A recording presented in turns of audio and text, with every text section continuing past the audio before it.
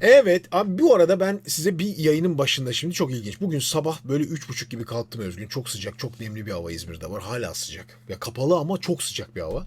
Şöyle bir uykum tutmadı. Daha önce ben bu şekilde 3'te kalktığımda Özgün kimi keşfetmiştim biliyor musunuz? Çok absürt bir şey söyleyeceğim. Instagram'dan gelen bir mesajı. Instagram'dan genelde 3'te kalktığımda şöyle yapıyorum. Instagram gezisi yapmıyorum. Instagram'da hani sana düşmeyen mesajlar var ya. Öyle bir kısım var. Yani istekler var ya. O kısma giriyorum. Böyle bakıyorum hani neler gelmiş böyle acaba aralarında hiç bilmediğim. Abi bugün böyle bir şey gönderdi bir arkadaşımız. Gönderen de bir tır şoförü. Kendisine çok selam sevgiler. Şöyle bir dinleyeyim dedim. Çok çok ilginç bir Kur'an okuma sevgili arkadaşlar. Yani okuma tekniği tamamen ilginç. İsmini de tam bilmiyorum. Tamamen burada buldum aldım. Yani o sırada aldım, hakikaten ilginç. Hakikaten ilginç. Abu Bakar Mondo galiba ismi. Kari Abu Bakar Mondo. Kim olduğunu da bilmiyorum. Şimdi sizle bakacağım. Üstad Abu Bakar Mondo. Nerelidir? Hiç mi bilgim yok? Bir Özgün bir inceler misin? Abu Bakar Mondo. Bir incelesene kimmiş. Ben de dinleyeyim size şimdi.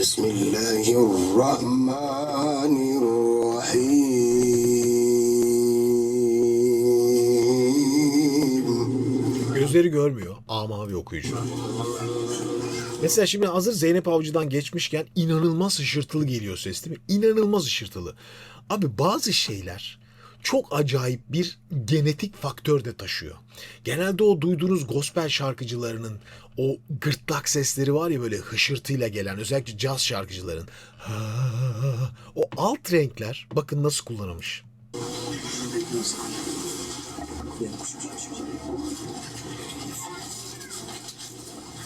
İnnellezîne âmenû ve amilussâlihâti kânet lehum cennâtul firdevsi nuzulâ.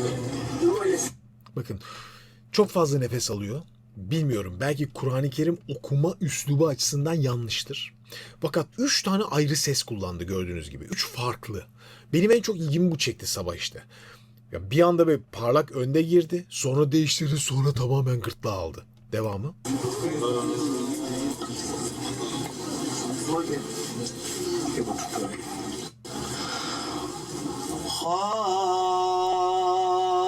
Halidine fiha la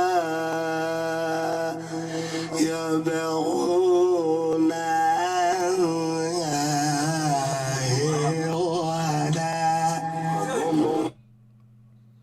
ya bir yandan bir gariplik de var yani. Hani böyle okunur mu diyeceğiniz bir şey var. Fakat orada oturan herkes çok etkileniyor. Acaba bu bir okuma stili mi o bölgeye ait? Bu da düşünülmesi gereken şey. İlginç. Sizlere de soruyorum. Karar veriyorlar. Bu arada onun da sesinde bir kısıklık var, fakat bu ileride böyle gitmeyecek, bir garip. Belki nodül var altta. Onu da tam bilmiyorum. Kısa bir kayıt zaten.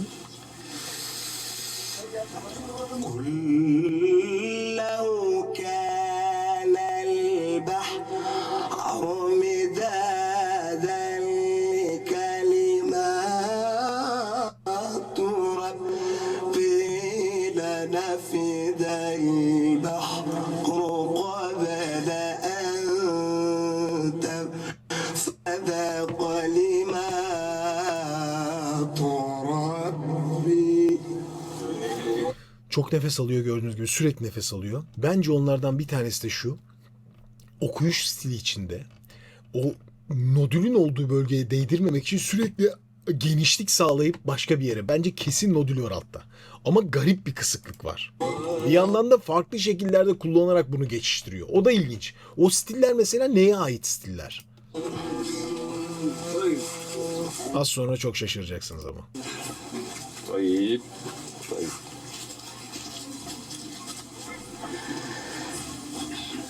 لنفد البحر قبل أن تنفد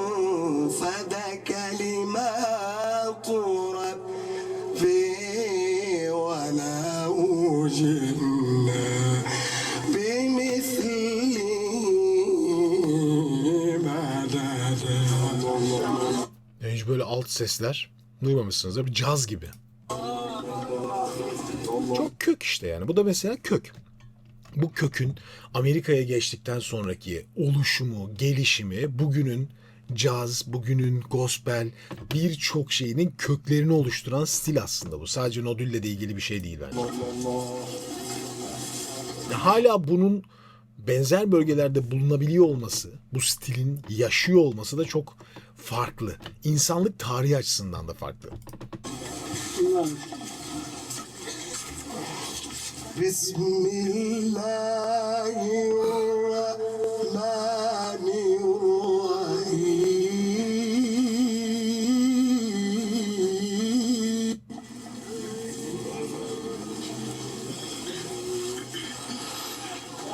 إن الذين آمنوا وعملوا الصالحات كانت لهم جنات الفردوس نزلا. Bakın şimdi bu kullandığı yeri gördünüz değil mi? Aslında o kısılmanın tepesini kullanıyor. Az daha.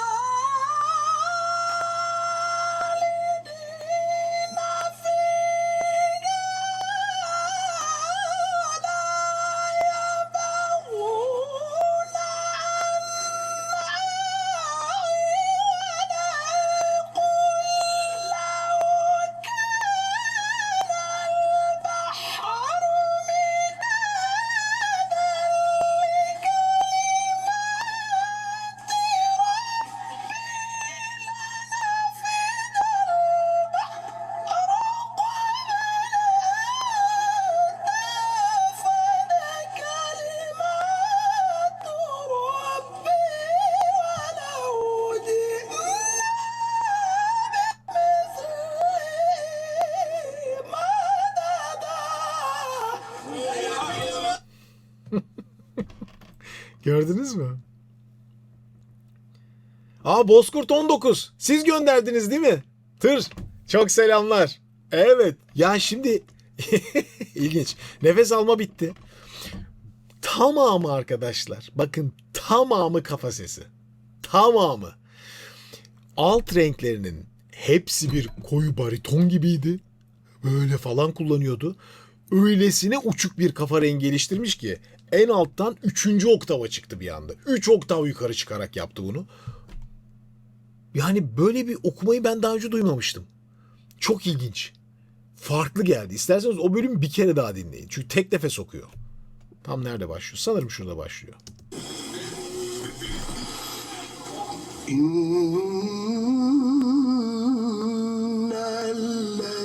Şurada. Özür dilerim. Tam burası.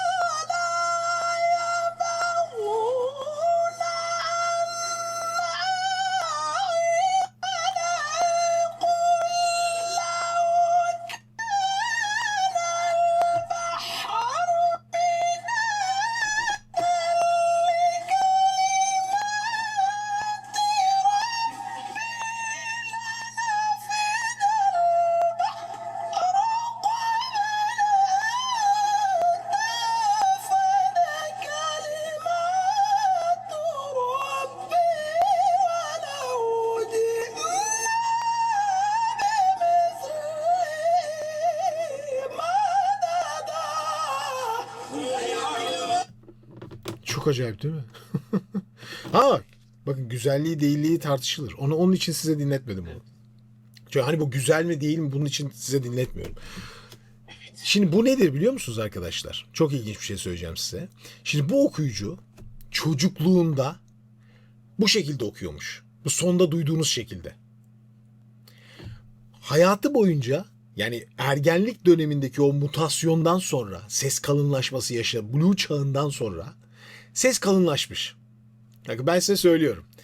O kalınlaşmadan sonra hep öbür yeri kullanmak istemiş. Fakat orayı çıkaramamış. Onu çıkarmanın yolunu kafa sesleri içinde bulmuş ve gerçekten uçuk neredeyse 3. oktavın, 4. oktavın si bemolüne vurarak geliyor. Absürt bir şey yapıyor. Ama o çocukluğundaki okuma stilindeki yeri Blue Çağ öncesini hiç unutmamış. Fakat bunu artık ses kalınlaştıktan sonra kullanamıyor. Kullanamayınca da onu kafa sesiyle, yani sahte fake bir sesle çıkarmaya çalışıyor. İlk defa duydum, sizlerle paylaşmak istedim. Abu Bakar Mondo. Ararsanız bulabilirsiniz. Hakikaten ilginç. Nijeryalıymış bu arada. Ha, Özgün Nijeryalı mıymış? Ne kadar ilginç. Nijeryalıymış. Allah Allah. Orada ya. işte Kur'an-ı Kerim okuma birincisi seçilmiş Nijerya'dan. Birinci seçilmiş bu şekilde bir de. Evet. Ondan sonra da radyolarda sesi verilmeye başlanmış kayıtları. Hakikaten ilginç. Hiçbir şey demiyorum. Peki